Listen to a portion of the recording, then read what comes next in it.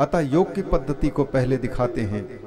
यम, नियम, आसन, प्राणायाम, प्रत्याहार, धारणा, इन सब के विवेचन का उतना अवसर नहीं, धारणा को हम लोग समझें।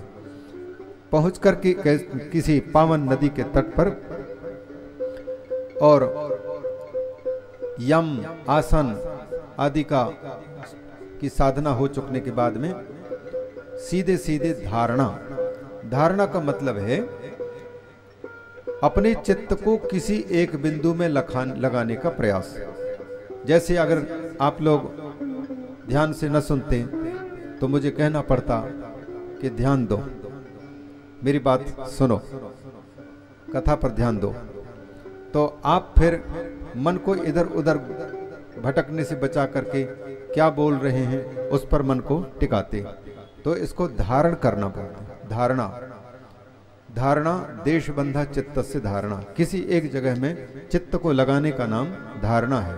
और इसके बाद में फिर इस चित्त को बिल्कुल कहीं न भागने देने का प्रयास करना, तत्रैगतानता ध्यानम, वहां पर एक रस हो जाना, वो ध्यान कहलाता है।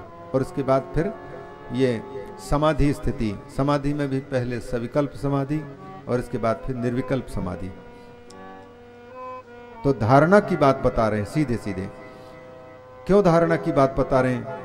क्योंकि सम्राट परीक्षित को भगवान के स्वरूप में स्थित करना है।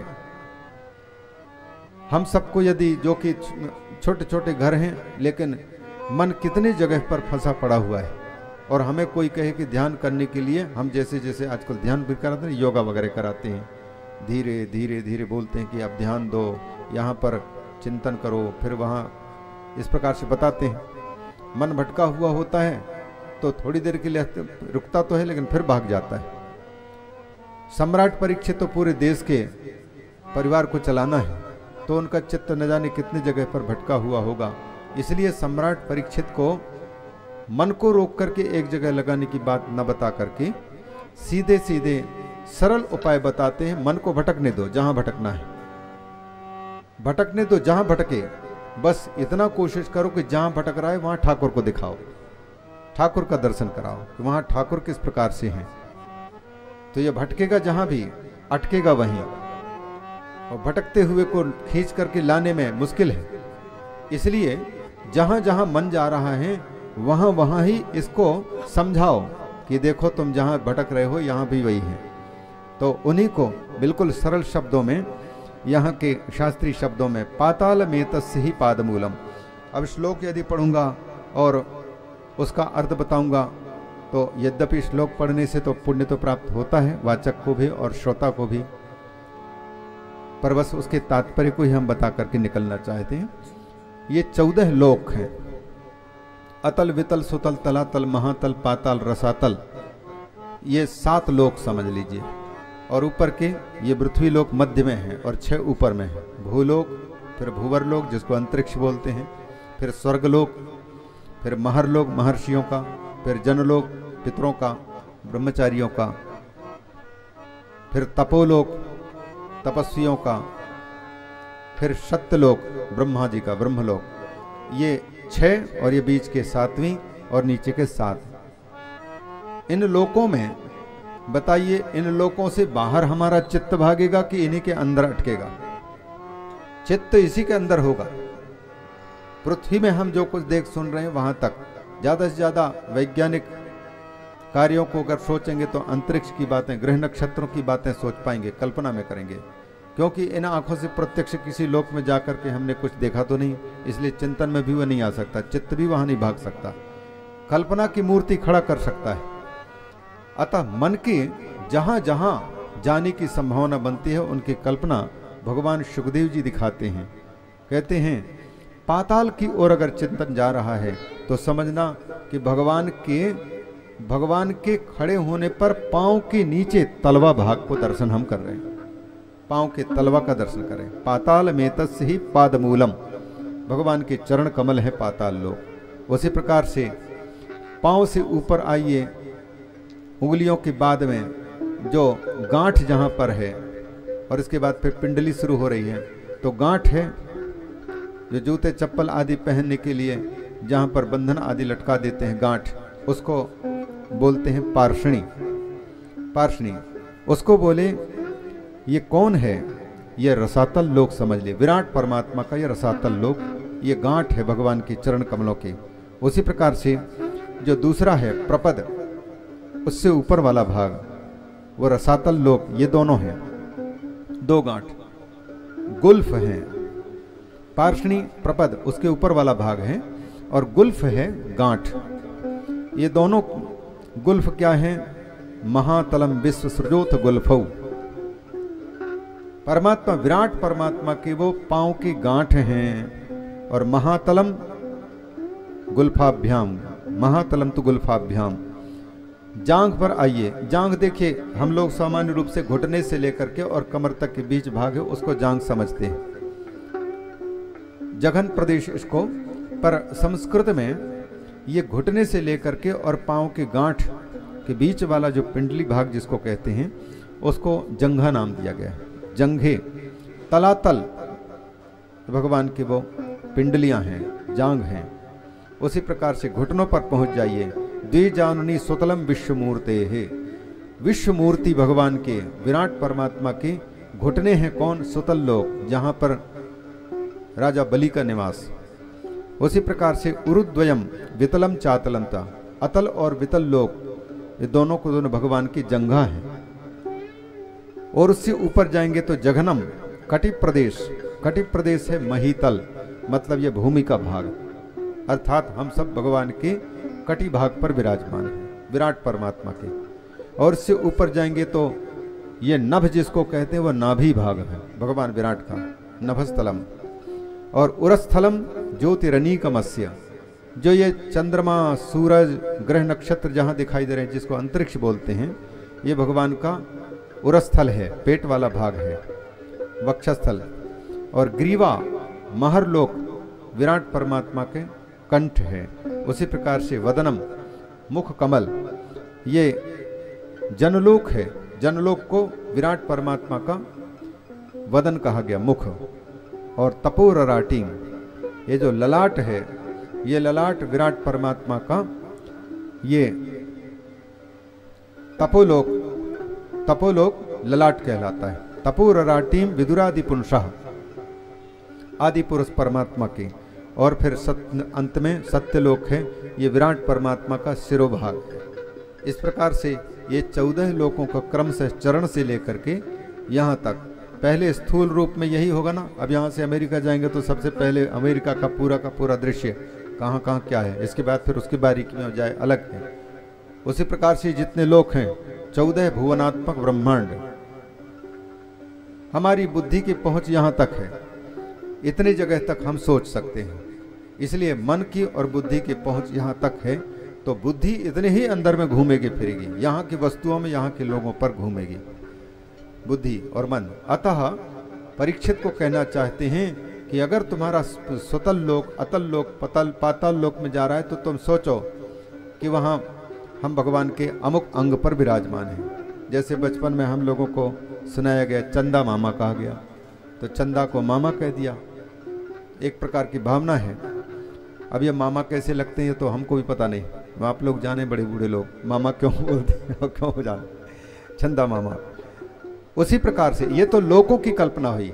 अब भुजाओं के, अब एक एक अंगों का देखो, ये जितने देवता हैं और जो चतुर्वर्ण में क्षत्रिय हैं, ये विराट परमात्मा के भुजाएं कहलाते हैं, भुजाओं के रूप में। तो क्षत्रियों का चिंतन जा रहा है, देवताओं का चिंतन जा रहा है, तो समझ लें कि हम विराट परमात्मा के भुजाओं का दर्शन कर रहे हैं। उसी प्रकार से कर्णव दिशा, दिशाओं पर जा रहे हैं, पूर्व दिशा, पश्चिम दिशा, दक्षिण दिशा। उस समय सोचें कि भगवान के कानों का हम दर्शन कर रहे हैं, क्योंकि कान की देवता दिशाएं हैं, कान की देवता।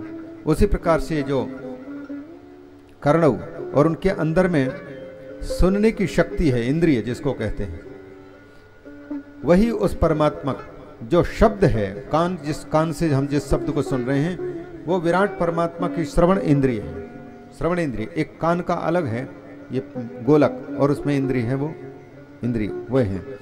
नासे, नासिका के देवता हैं अश्विनी कुमार, इसलिए अश्विनी कुमारों का जब चिंतन हो रहा हो तब यह सोचना चाहिए कि विराट परमात्मा की नासिका का हम चिंतन कर रहे हैं। 2 छिद्र हैं नासिका के, तो वैसे ये अश्विनी कुमार 2 हैं, उनका चिंतन हो रहा है। घ्राण इंद्री है इस नासिका में, तो इसलिए वो गंध उसको पर विराट परमात्मा के घ्राण कहा गया। उसी प्रकार से अग्नि देवता में आप लोग हवन डालते हैं ना, और यहाँ भी हवन डालते हैं, तो अग्निदेव भगवान के मुख है जहाँ पर हम हवन दे रहे हैं, भोजन दे रहे हैं। मुखम अग्निरिद्धा, प्रज्वलित अग्नि, बुझी हुई अग्नि नहीं, इसलिए हवन जब भी दें बुझने ना पाए और अग्नि प्रदीप्त रहनी चाहिए, नहीं तो फिर बुझ गए और ऊपर से होमन डालते जा रहे हैं।